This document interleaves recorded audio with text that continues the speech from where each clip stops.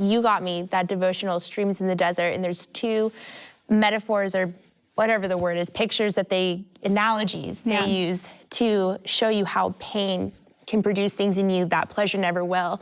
And one was the sun shining.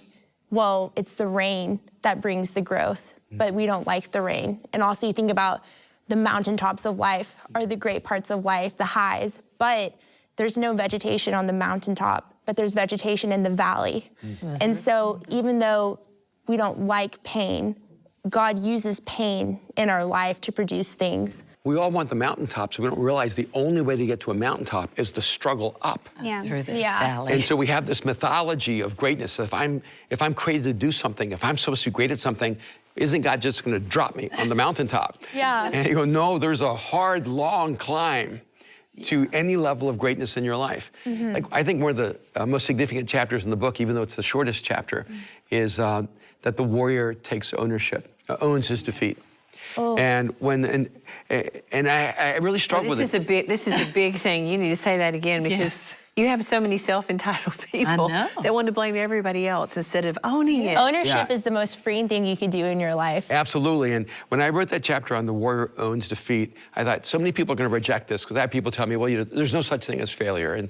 And yes, if you want to say everything's a learning opportunity, but it's reversed out. I mean, I've been in meetings where no one accepts responsibility for failure. No one wants to take responsibility for why something didn't go well. Well, it was your fault. Always. And we displace blame. And here's the thing. When you refuse to take ownership for something, you've actually abdicated your power to change it.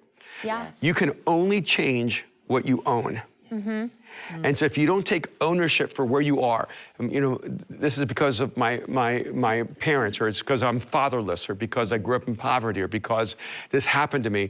Like, I could tell you, it's because I'm an immigrant, or because I never knew my real father, or because I ended up in the psychiatric chair by the time I was 12. I can choose to abdicate responsibility for my life and point to so many things and say, it's because of those things.